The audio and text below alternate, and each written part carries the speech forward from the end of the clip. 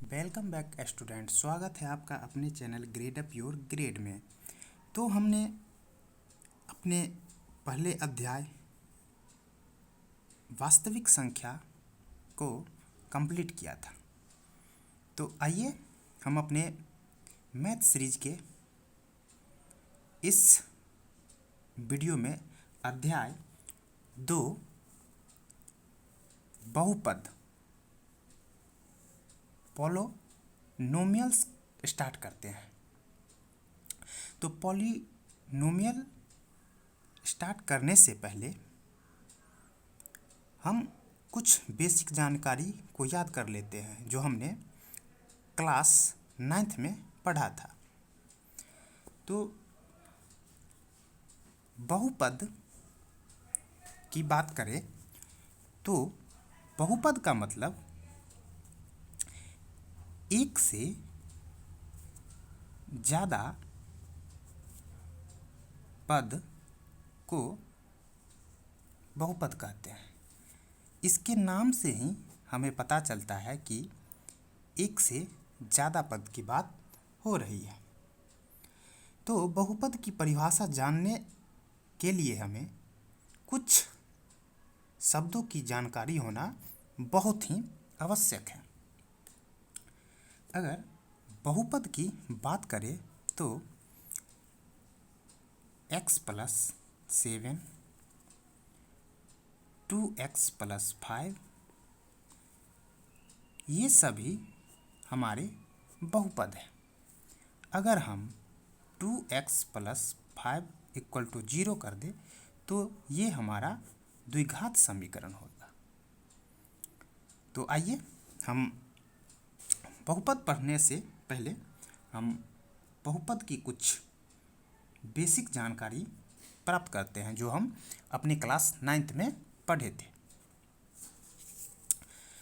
तो बहुपद की बात करें तो बहुपद में सबसे पहला कि बहुपद में दो भाग होते हैं। एक भाग चर और एक भाग अचर कहलाता है। चर की बात करें तो x, y, z, p, q, l, m, n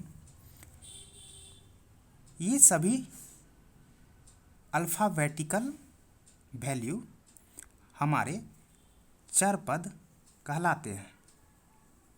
और अचर की बात करें तो 4, 5, 2, 3, -3, 1/3, √3, 100, 1000, 7, 9 ये सभी संख्यात्मक मान हमारा अचर पद होता है।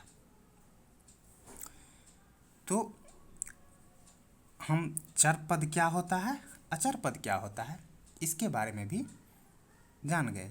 ये सभी बातें हमारे क्लास 9th में पढ़ाई गई थी। आइए हम इस चैप्टर में और आगे चलते हैं। देखते हैं एक शब्द बहुपद की घात। ये बहुपद की घात क्या होती है? बहुपद में चर की सबसे बड़ी घात पावर बहुपद की घात होती है।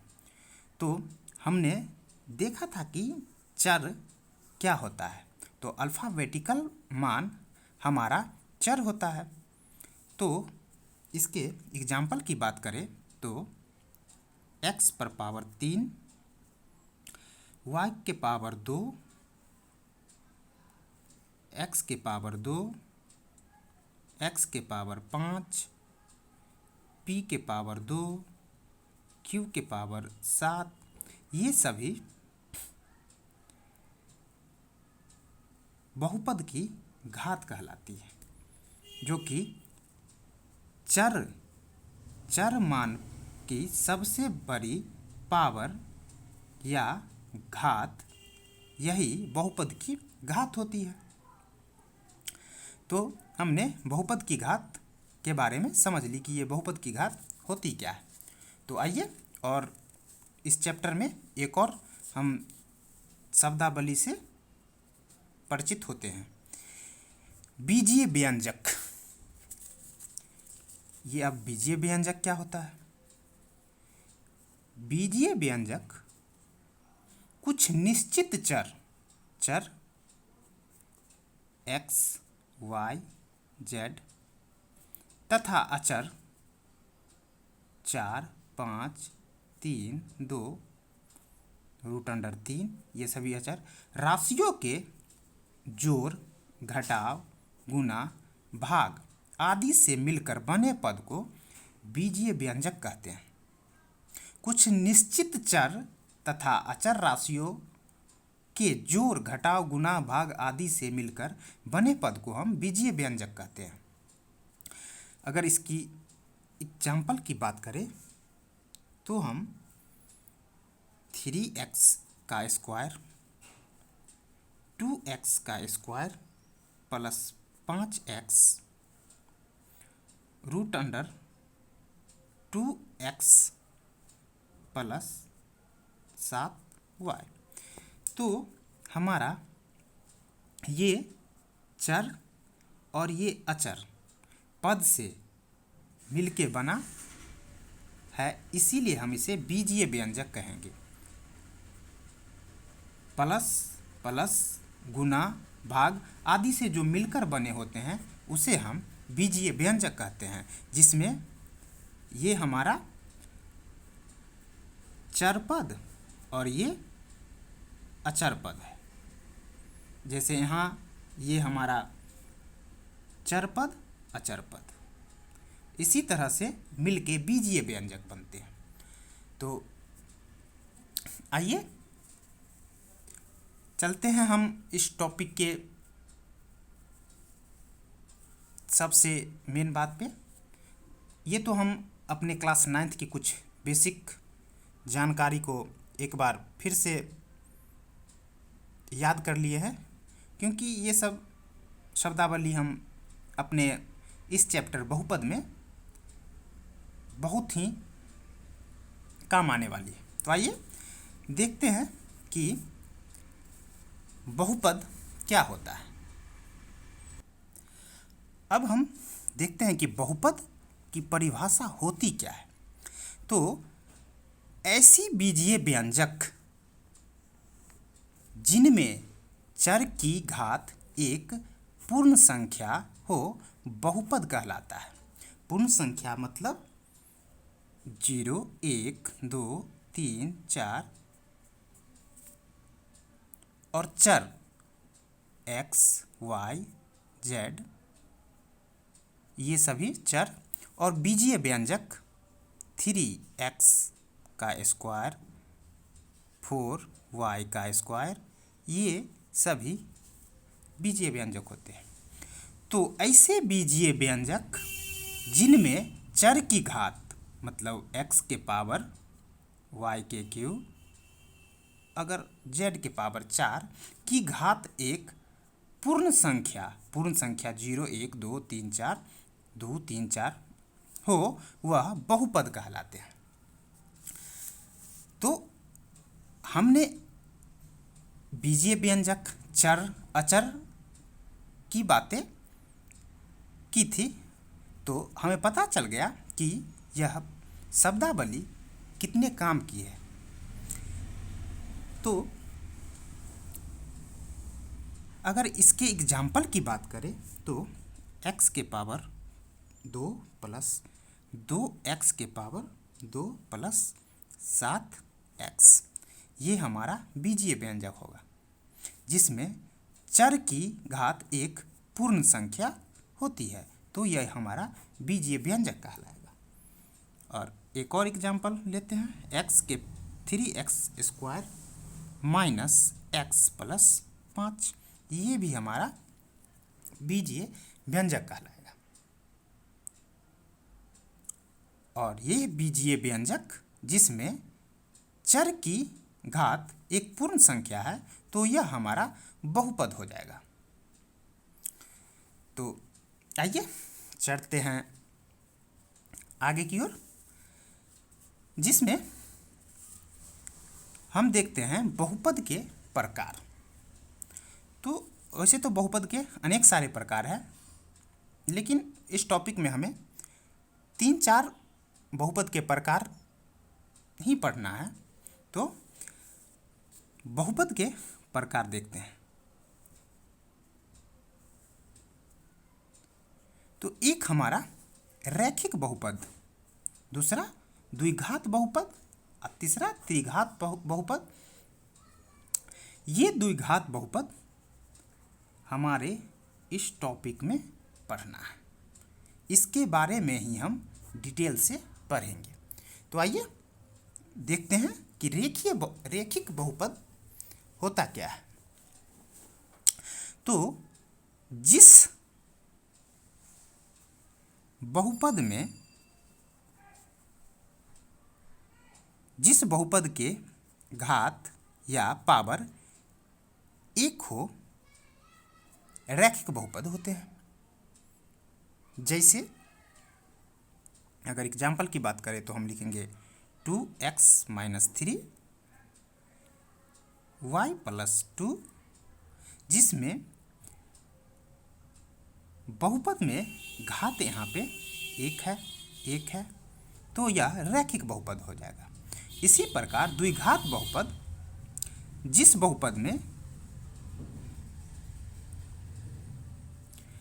बहुपद के घात 2 हो, वह द्विघात बहुपद। जैसे x के पावर 2 प्लस √3x, तो यहाँ बहुपद के घात 2 है, इसीलिए यह द्विघात बहुपद हो गया। एक और एग्जाम्पल को देखते हैं। जैसे y² - 2 घात 2, तो द्विघात बहुपद। और त्रिघात बहुपद की बात करें जिसमें घात 3 हो, वह त्रिघात बहुपद होता है। जैसे एग्जाम्पल x के पावर 3, 3x के पावर क्यूब, 2x के पावर स्क्वायर प्लस x + 1, ये हमारा त्रिघात बहुपद हो गया, क्योंकि इस बहुपद के घात 3 हैं। तो हमने बहुपद के प्रकार को देखा, जिसमें प्रथम रैखिक बहुपद, दूसरा द्विघात बहुपद और तीसरा त्रिघात बहुपद। यही द्विघात बहुपद हमें इस चैप्टर में थोड़ी डिटेल से पढ़नी है। तो आइए चलते हैं आगे की ओर। तो एक इसमें हमें पढ़ना है बहुपद के शून्यक के बारे में। तो देखते हैं कि ये बहुपद का शून्यक होता क्या है। बहुपद के शून्यक, ये बहुपद का शून्यक होता क्या है। अगर कोई बहुपद 2x - 4 है, तो इस चैप्टर में हम बहुपद को px बोलते हैं, या px से ही दर्शाते हैं कि कोई बहुपद px = 2x - 4 है। और बहुपद के शून्यक की बात करें तो शून्यक का मतलब कि x के मान में क्या रखे कि px = 0 हो जाए। तो हम लिख सकते हैं बहुपद px = 2x - 4 शून्यक के लिए px = 0 रखने पर 2x - 4 = 0, 2x = 4, तो x बराबर 4/2। तो यहाँ पर x बराबर 2 आया। यही हमारा शून्यक कहलाता है। यही 2 हमारा शून्य कहलाता है। और हम जानते हैं कि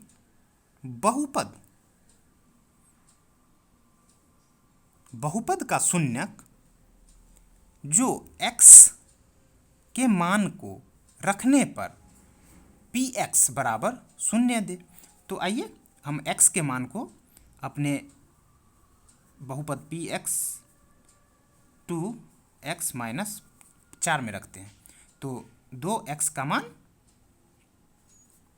2 माइनस 4, तो यहाँ 4 माइनस 4 बराबर 0। तो हम कह सकते हैं कि 2 हमारा शून्यक हो गया।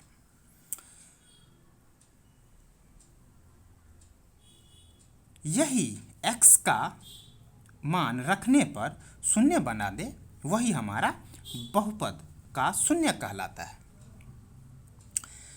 तो हमने देखा कि ये बहुपद के शून्यक होते क्या है, जिसमें कोई बहुपद px अगर 2x माइनस 4 है तो px बराबर 0 हो जाए, वही हमारा शून्य कहलाता है।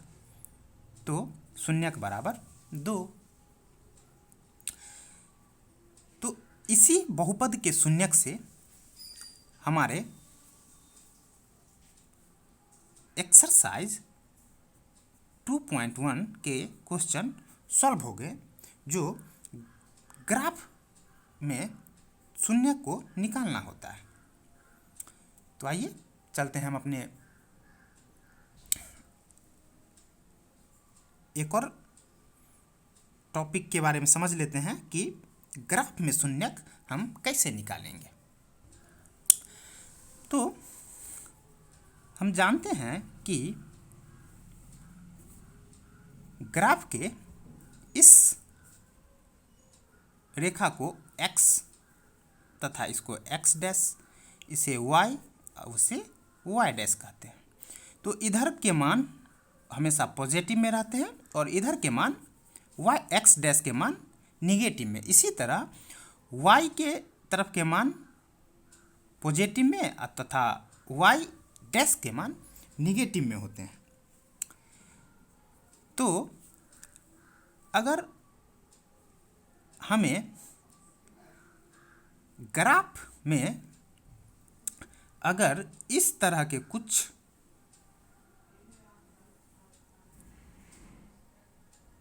ग्राफ खींचा हुआ है, तो हमसे पूछा जाएगा कि इसमें शून्यक की संख्या क्या होगी।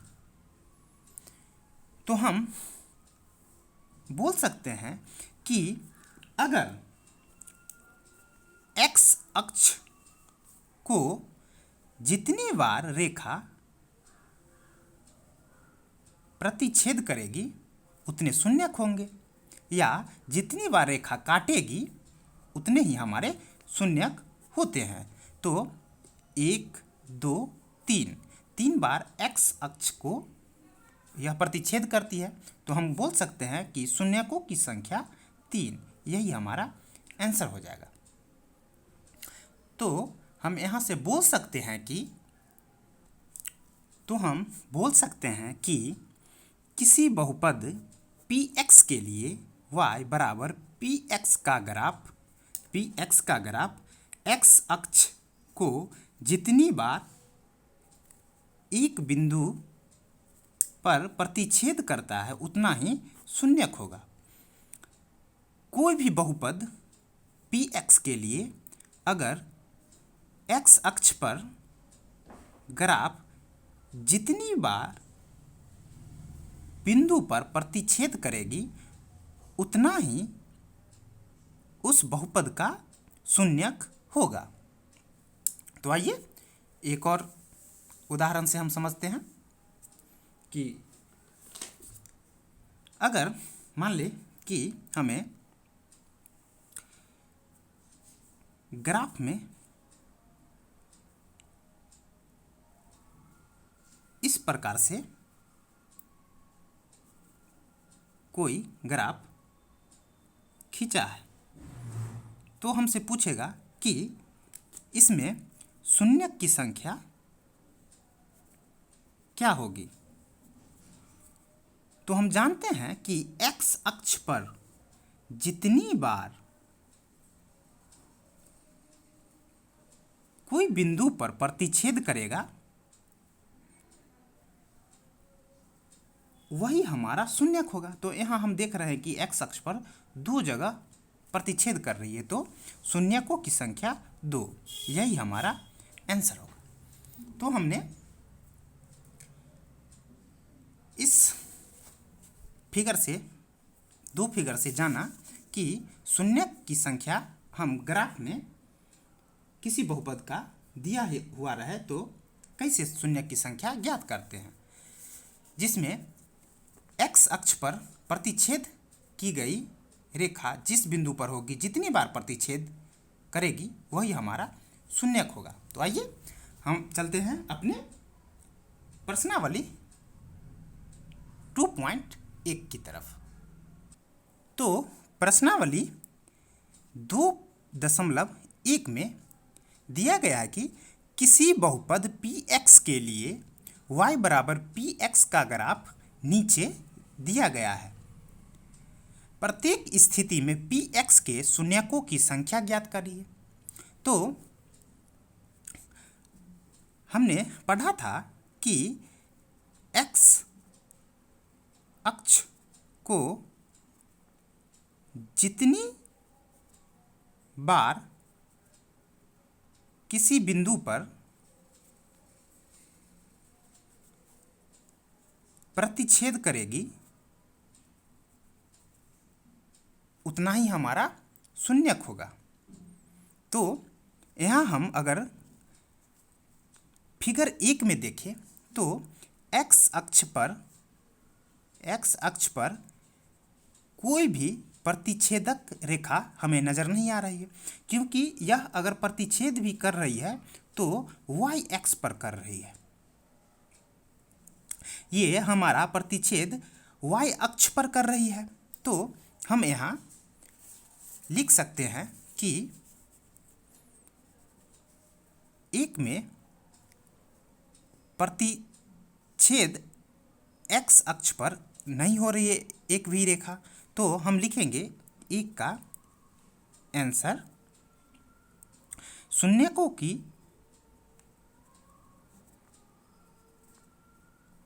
संख्या बराबर 0, यही हमारा आंसर हो जाएगा।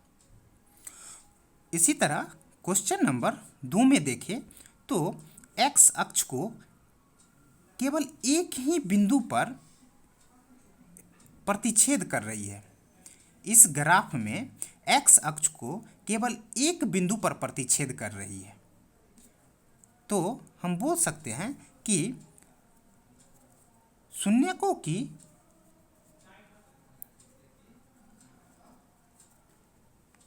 संख्या बराबर 1, यही हमारा आंसर हो गया।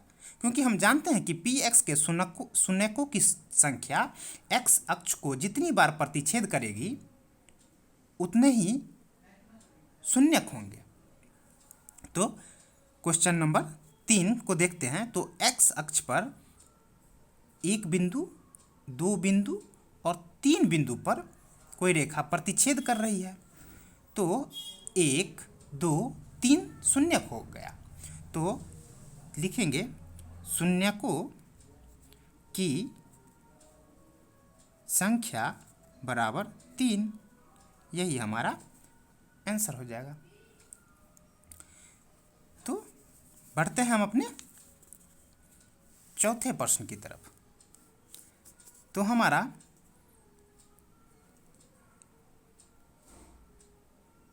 ग्राफ 4 में दिया है कि x अक्ष पर ये दो बिंदु पर प्रतिच्छेद कर रही है। जैसा कि हम अपने एग्जाम्पल में भी इस तरह के ग्राफ को देखा था। तो यहाँ बोल सकते हैं कि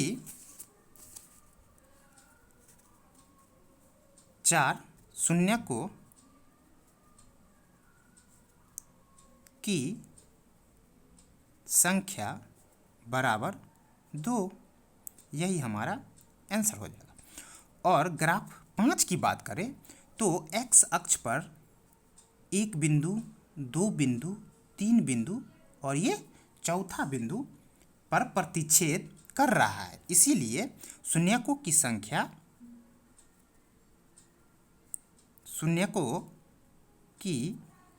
संख्या बराबर 4, यही हमारा आंसर हो गया। और फिगर 6 की बात करें तो अगर फिगर 6 की बात करें तो यहाँ पर एक्स अक्ष पर हमें 3 बिंदुओं पर प्रतिच्छेदित हुई नज़र आ रही है, 1, 2, 3। तो हम बोल सकते हैं कि इसमें शून्यकों की संख्या 6, शून्यकों की संख्या बराबर 3, यही हमारा आंसर हो जाएगा। क्योंकि इस ग्राफ में एक्स अक्ष को 1, 2 और 3 बिंदु पर रेखा प्रतिच्छेद कर रही है, तो हम बोलेंगे कि ग्राफ 6 में शून्यकों की संख्या 3। तो हम शून्यकों की संख्या किसी ग्राफ में इसी तरह से ज्ञात करते हैं कि ग्राफ में एक्स अक्ष पर जितनी बार कोई रेखा प्रतिच्छेद करे उतना ही हमें शून्यक प्राप्त होता है। तो हमने अपने इस वीडियो में प्रश्नावली 2.1 को कंप्लीट किया। तो मिलते हैं हम अपने अगले वीडियो में, जिसमें हम अपने अगले टॉपिक के बारे में पढ़ेंगे, जो हमारा टॉपिक रहेगा किसी बहुपद के शून्यकों और गुणांकों में संबंध। तो मिलते हैं हम अपने अगले वीडियो में, तब तक के लिए धन्यवाद।